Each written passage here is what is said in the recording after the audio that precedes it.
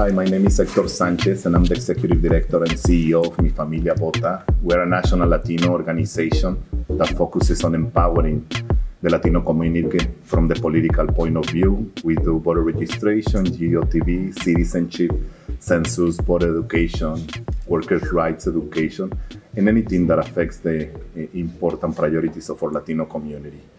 Today we're starting a process of having conversations with all the presidential candidates.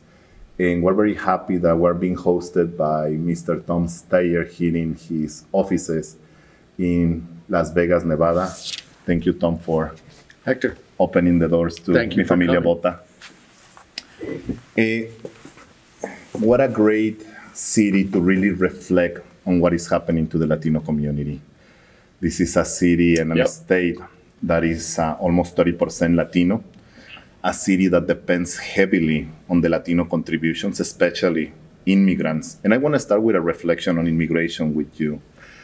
We are a nation that is addicted to the labor for workers, on immigrant workers, but we don't want to create a space of inclusion. We have the perfect system of exploitation, and we haven't seen an aggressive approach from Democrats, and we have seen an extremism from Republicans really attacking immigrants. In your particular case, what are you planning to do on the issue of immigration, and how specifically do you think you can get us to the immigration reform? Well, Hector, let's break down immigration into the different parts that it is.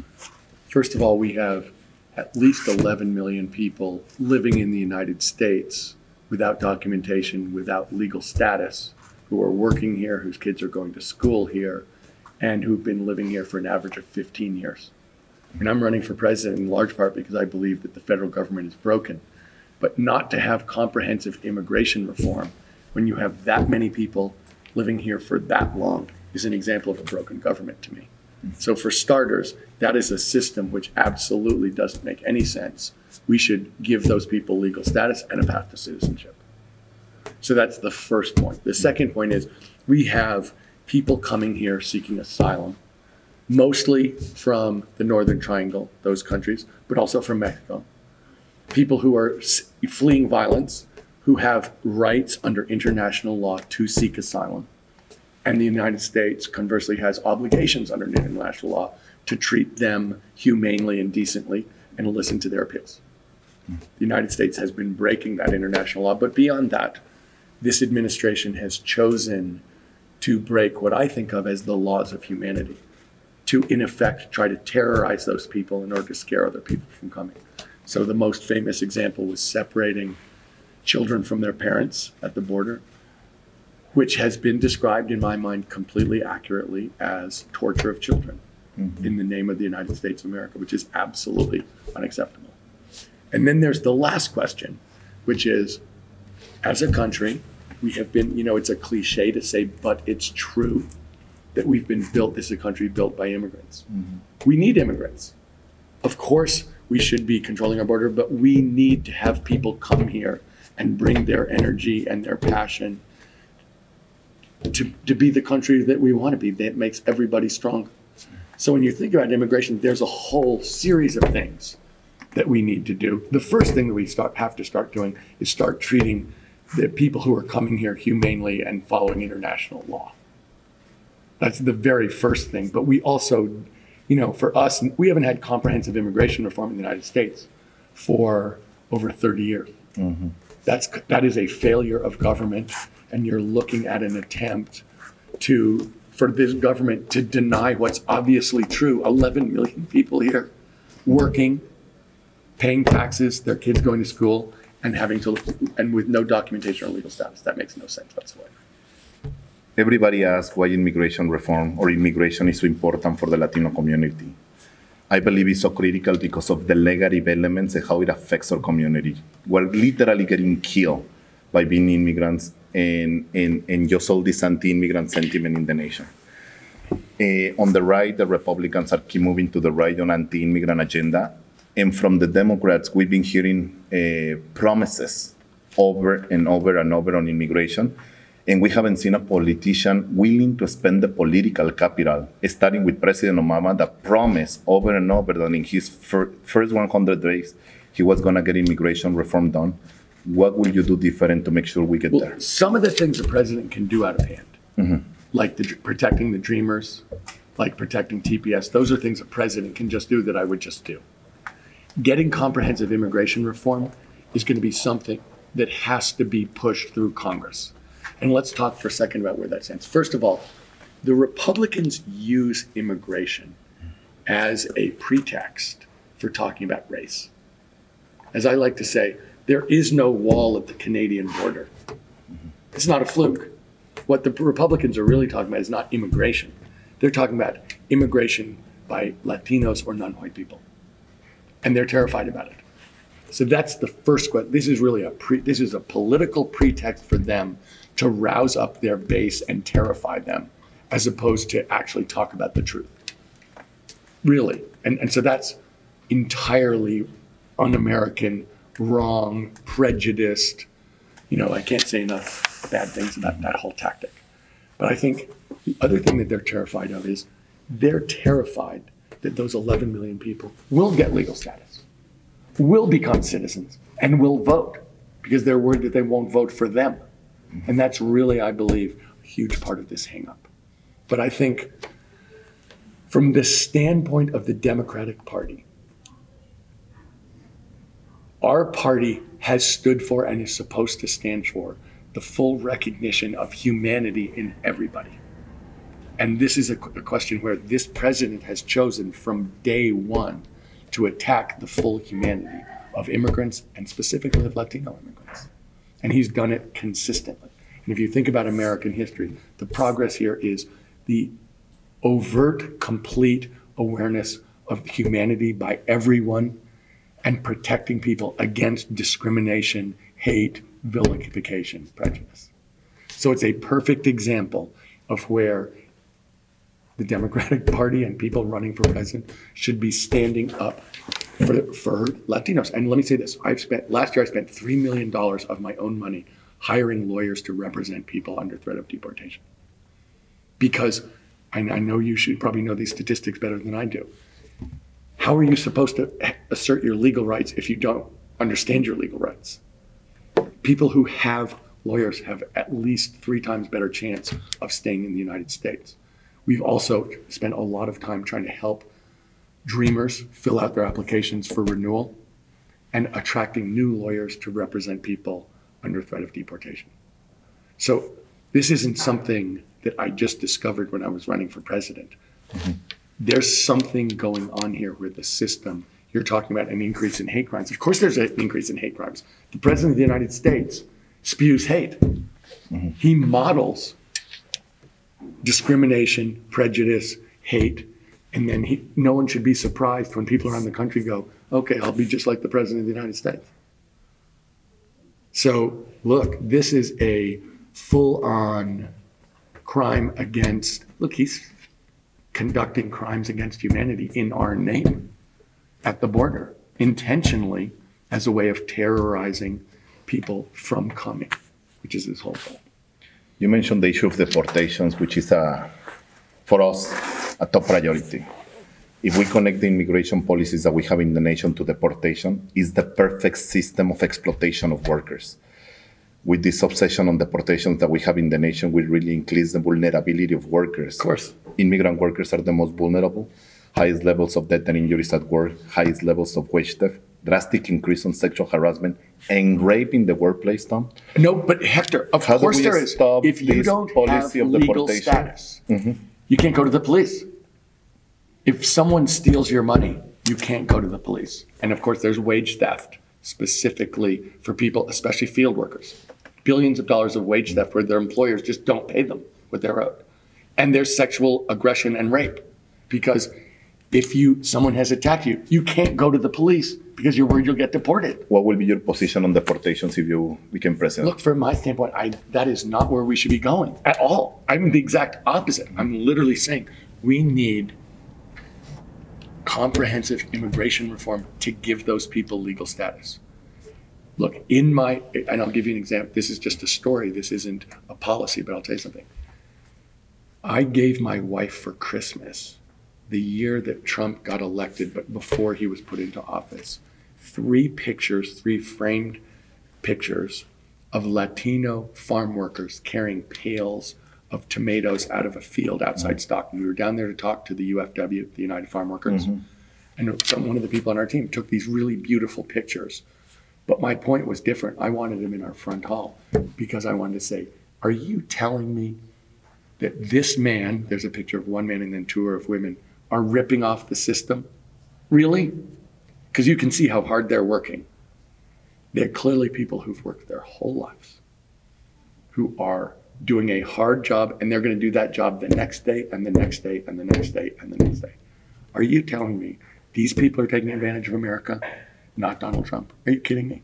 And I wanted it in my front hall because it's like so clear about who is working and who is providing value and who isn't.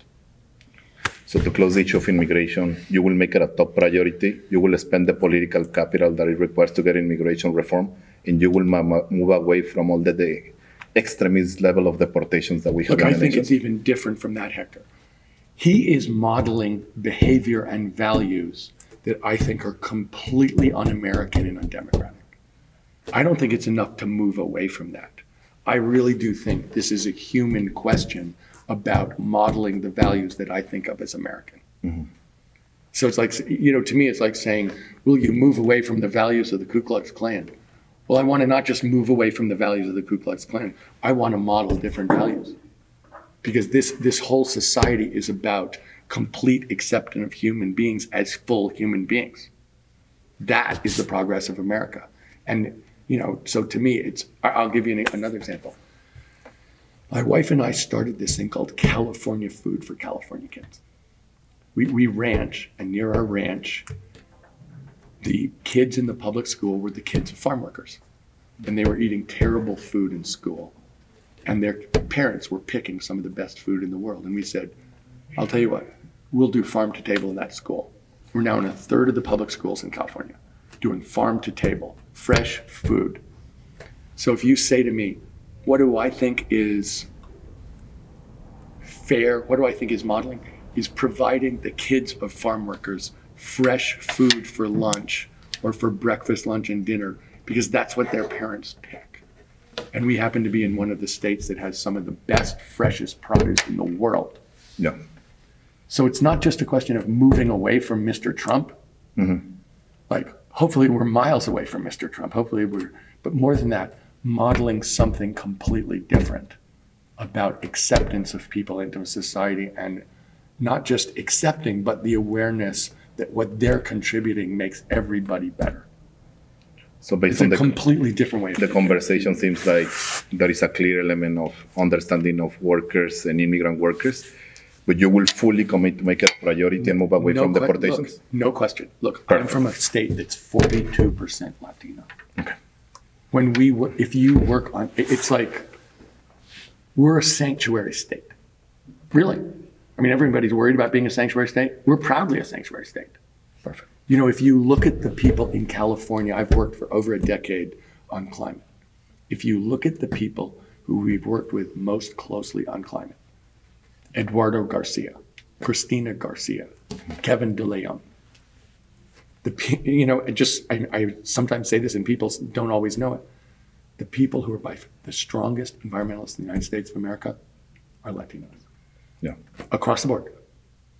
And so I know when I talk about environmentalism, I'm starting with the base of environmentalists in this country, which is Latino.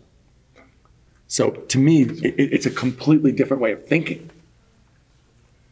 Perfect. Now, in this process, Tom, and the reason why I'm insisting, we want to get every candidate on record No. saying that immigration reform is a top priority, that the political capital is going to be on the table, and that we're going to move away from the separation of families and deportations. Oh my God. And we're on the same page to move to that. Completely.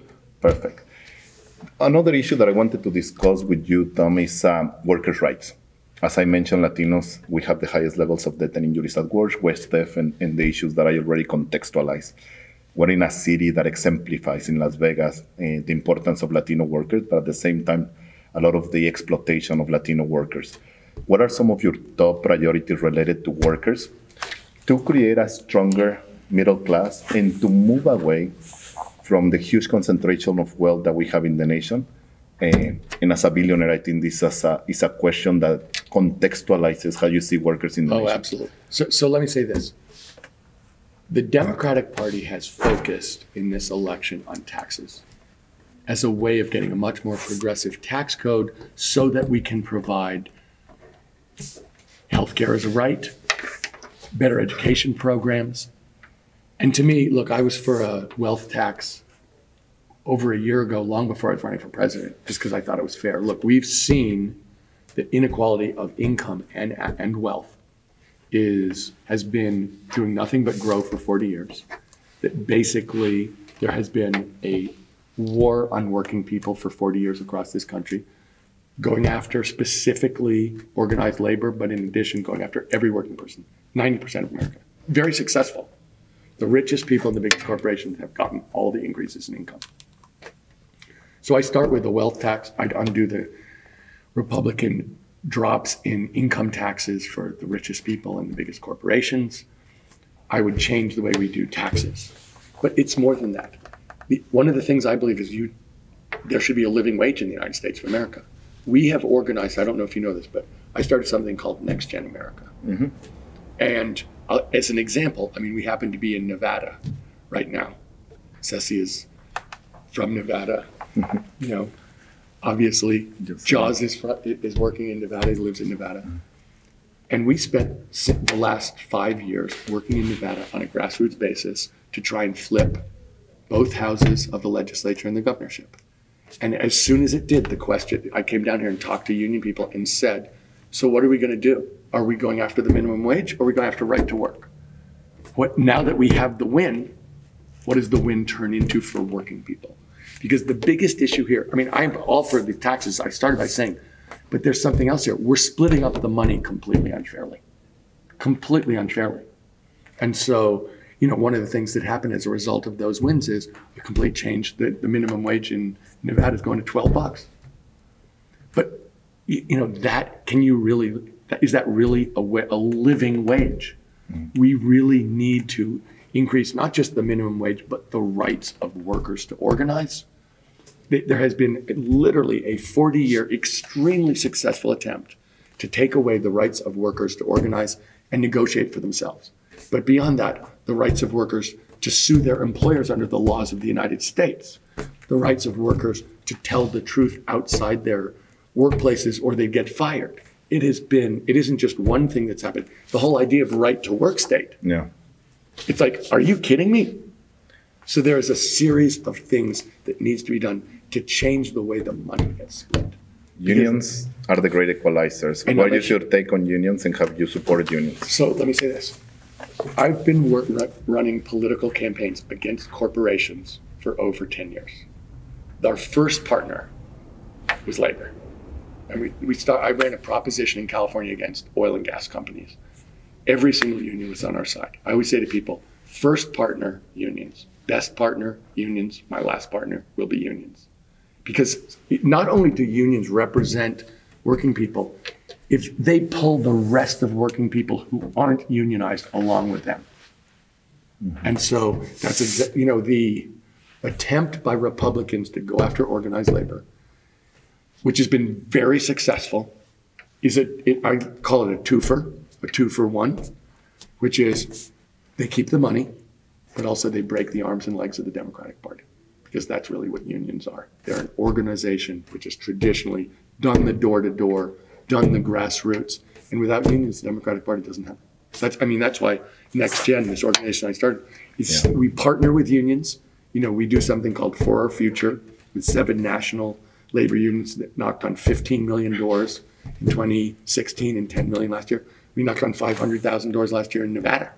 Yeah. There are only 3 million people in Nevada. That's a very important point, Tom, because everybody talks about the Latino vote and the importance of the Latino vote and how decisive the Latino vote is going to be.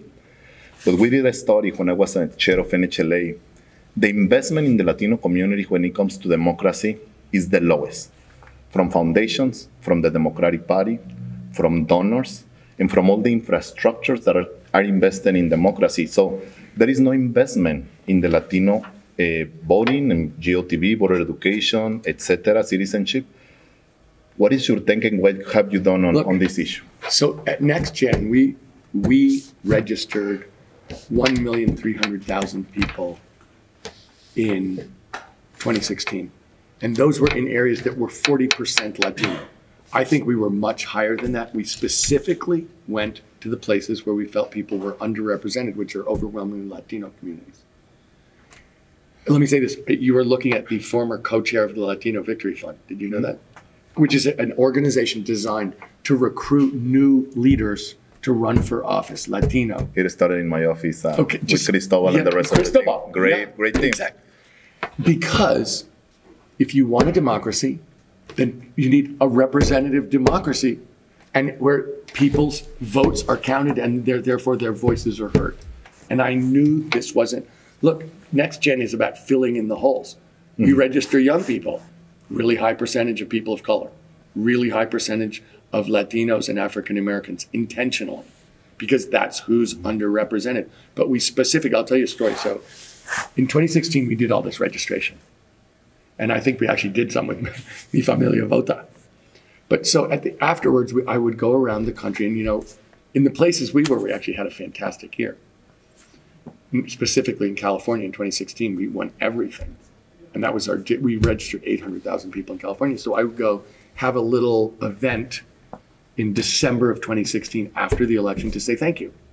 And I was in Riverside County, and we'd rented a bar for like an hour and a half, from 5 to 6:30. And we probably had 15 to 20 groups who'd registered. So I gave like a 5-minute thank you talk, and then I went to each group to say thank you. And most of the people look like us. They're over 21 years old. They're pretty formally dressed, and they're pretty professional in what they do. And they'd registered, somewhere between 2,000 and 5,000 people during the election as part of our team, because we worked through all, teams around. And so I would go and say, it's so nice to meet you, Hector Ceci, it's so nice to meet you. You registered 3,000 people, that's fantastic. So the last people I go to are the people who look like they didn't do anything. 3 Latinas, one's 35, one's 18, one's 15.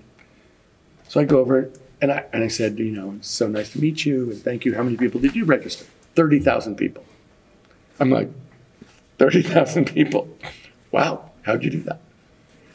The 35-year-old woman said, well, the 18-year-old young woman is a senior in high school, and she knows everybody. So we would go to a high school, we would set up a table, she would sit behind it, and every single kid would register.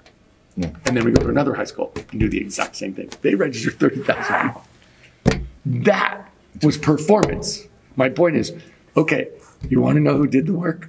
Those 3 ladies. Yeah. And we know firsthand, you have here some of the people. True, and I was just you were with me, Familia Vota, you have Ceci, you have all the teams that are in the front lines with extremely limited money. But my point, Tom, is that we have a structural, systemic problem in the progressive movement of serious lack of investment. And we need leadership in the nation. We're doing our work and putting pressure on these infrastructures. We're being taken for granted. There is a direct correlation between spending and results. And we have been putting pressure on the most important progressive infrastructures. The philanthropic world spend like between 1% and 2% of their money on Latino causes and issues. At a time when we have so much money going into politics, we are going to be putting pressure. And that's why it's important to see you're doing some of that work, but we welcome a structural aggressive pressure on these infrastructures. There's no question what you're saying is true, Hector. Mm-hmm. And that's why, honestly, to me, NextGen is it's the biggest youth organizer in American history. That's crazy. For us to be doing that much registration, that's crazy.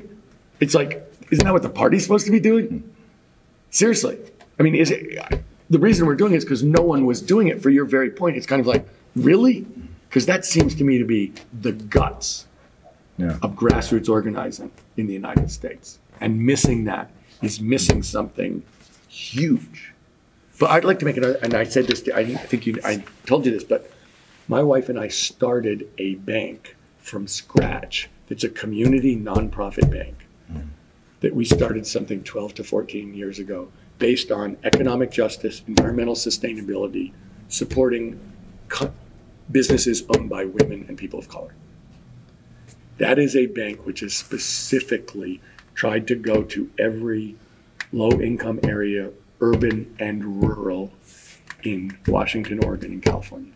It's a place where we have tons, disproportionate numbers of Latino clients because for a whole bunch of reasons, they haven't felt comfortable going to traditional banks. No. They haven't been treated fairly. They don't feel comfortable walking in the door. It's a completely different clientele that's been dramatically underserved. But it's also about supporting businesses owned by women and people of color. Turns out that Latinos are creating businesses at a phenomenal rate. Yeah. But and immigrants. Yes. In particular. But they're having a hard time getting economic support. So I'm a big believer in the living wage, that you should get paid fairly, that it should be enough to raise a family. I'm also a big believer in terms of term limits of getting new and different people in charge of our political system. But in terms of our economic system, the reason I think, and this bank is over $1 billion now, is the reason I'm in favor of is new and different people in charge of businesses. You can't do that without financial backing, and that's what this bank is about. So Ceci Alvarado is our state director, and she's in the front lines, literally knocking on doors and organizing here in this great city of Las Vegas. You have some specific questions, Ceci, related to? Yes, I do. You mentioned something about climate change, and yes. I want to go back and a little bit more in depth to discuss climate change. Particularly in Nevada, we have Reno, which is the second warmest city in the country, and Las Vegas, the third one. So you have two cities in the state of Nevada that are suffering the consequences of climate change. And you are also referring to youth, and they're hungry for the change. This is their future. Let's talk about clean energy. Let's talk about your plan for clean energy and to move the needle to clean energy. So I'm going to talk about it on a national basis, but I will point out that I led a proposition last year in Nevada for 50% clean energy by 2030 that passed. So I did it in other states as well, but specifically in Nevada, just so you know, I pushed for 50 by 30 in the state of Nevada as question 6 last year, which got 60% of the vote and is now got signed in January by the new Democratic governor. Look, I'm the person in this race who has said climate's number one, that we have to solve this problem, that if we do, and I've said I declare a state of emergency on day one and use the emergency powers of the presidency. I said it's my number one priority, and it's my number one priority of foreign policy. Because if we don't lead the world on this, it doesn't happen. But I will also say that, second of all, I'll say our climate policy is described as a justice-based climate plan because we start with environmental justice. Everything that I've done for more than a decade in terms of climate has started with environmental justice and with the communities, overwhelmingly Black and brown communities, where it's unsafe to breathe the air or drink the water. And so when I was talking about our justice-based climate plan starts with leadership from those communities in terms of designing the plan and executing the plan. But the other thing I'll say is this: we have to do it, we can do it, and we can do it in a way that does clean up our air and water, specifically in those communities, that creates millions of good-paying union jobs. We have to rebuild the country, fine. That's millions of good-paying union jobs across the country. And actually goes back, you were asking Hector about immigration and prejudice and vilification and discrimination. We need to reinvent what it means to be an American again. We need to reinvent the idea of mission for our country, who we are, that we stand for something, that we are a value-driven country. And what greater way to do that than take on the biggest challenge in history, which is to save the world and succeed. And it's so critical for our community. We were talking, Ceci and I, on the way here on the issue of environmental issues that you're a champion. Children have a higher spaces of asthma, etc. So environmental issues are a top priority for our community, Tom. You guys are the leading environmentalists. And we're on the same page. Look, if you look at the OSHA protections, which are the safety and health protections under the law, they came in after World War II. Farm workers were explicitly omitted from OSHA protections. And the reason was the farm workers down south were black, the farm workers in the west were brown. Yeah. It was, and so the old way was you could literally spray the workers with pesticides from planes. And literally. their children. I know. And so we were down in Ventura County, going door to door, probably in 2014, I think. So it's a bunch of young people, overwhelmingly Latino. And, you know, you go door to door with people who are 20 years old. It's scary, right? You're going to knock on the doors of people you don't know. So we're going around the table talking about why we're Democrats and why we're doing this. And this one young woman, Latina, who's probably 20 to 22 years old, says, I'm a Democrat because when my mother was a farm worker, she went blind, and the Democratic Party helped get her a doctor. It's like, okay, really? So you see, there's a terrible history here. There has been discrimination and prejudice in the most significant and important ways. And, you know, when you say move away from it, it's like moving away from it isn't enough. Well, we look forward to continue partnering with Mi Familia Vota. One final question, Tom, because we're going to be talking to all the campaigns. Thank you for being the first one to host us and invite us to your house. To this beautiful table. Look at this. Look at this beautiful table. How do you do that, John? I have seen a structural problem of the campaigns not having Latinos. So if you don't mind, I want to put Jocelyn on the spot. How do you think Tom is doing hiring Latinos and in the campaign and really inviting Latinos to be part of the work that you guys are doing? We have a seat at the table, extremely. I mean, just here alone in Nevada, in our state team, 99% Latino in leadership, Okay. and then 95% person of color, with 80% being Latino as well. Everybody's bilingual. And as a former Mi Familia with the state director, I can attest that we were able to build a team that has been impacted by the philanthropy work of Tom and the work that he's done in the communities. So most of us working in voter registration or activism or social justice, coming from NAROL, coming from working in the legislature, and coming from working for Our Future, Next Gen. So we've been impacted by the work that Tom's done in the past in Nevada, and that's why we were able to be very self-selective in joining the campaign. But the campaign is led by women nationally, and again, our state here is very much reflective of the communities. Not only that we want to represent that, but that we can organize. We're all organizers by heart, and that's something that I think any organizations like Mi Familia Vota and other organizations like Next Gen and For Our Future are about, organizing and uplifting those communities and building that political power that Latinos have, right? Building the Latino political power is key. To win the vote in Nevada, you have to win the Latino vote. That's key. And to have people that know how to communicate with the Latino vote, that's the biggest key. With that, I think we cover most of the issues. We really thank you for welcoming us to your amazing space. It was Your glamorous space. A good conversation, Tom. And it's important for us to really get specific answers and commitments from all the different campaigns. And I think we achieved some of those points which you can look. We look forward to continue collaborating with you. Well, Hector, let me say this. Look, if I am president and we're unjust, it's going to kill me. It's not something I don't like. It's much more than that. It will kill me. Really. Muchísimas gracias, Tom.